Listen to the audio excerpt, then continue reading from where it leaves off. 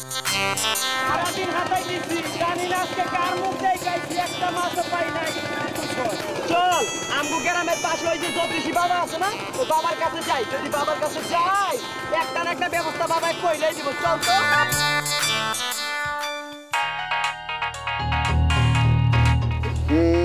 এখন আবার ফোন দিলে কেটা? হ্যালো চাচা, নদীর পাড়ে দুইজনে মাছ ধরতেছে। হ্যাঁ, একটার নাম আবুল, একটার নাম মফিজ। মাছ পাই নাই, জাল ফালাইয়া আপনার দিকে রওনা দিছে। পরনে লুঙ্গি গামছা, একটু খেয়াল করেন, নাইলে কিন্তু ফাইসা যাবেন। আচ্ছা ঠিক আছে ঠিক আছে। এভাবে আর কতদিন?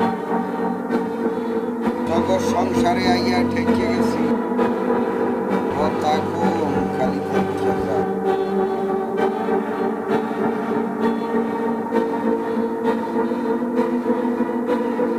রে আবুল, নদীতে জাল ফালাই থুয়ে তোরা এখানে কাম কি? আমি নদীতে জাল তুই আছি, বাবাই জানলো কি?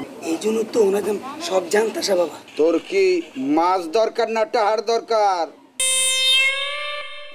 যা পুষ্কুনিতে যাইয়া জাল খাওয়া, ইলিশ মাছ পাবি, ইলিশ মাছ।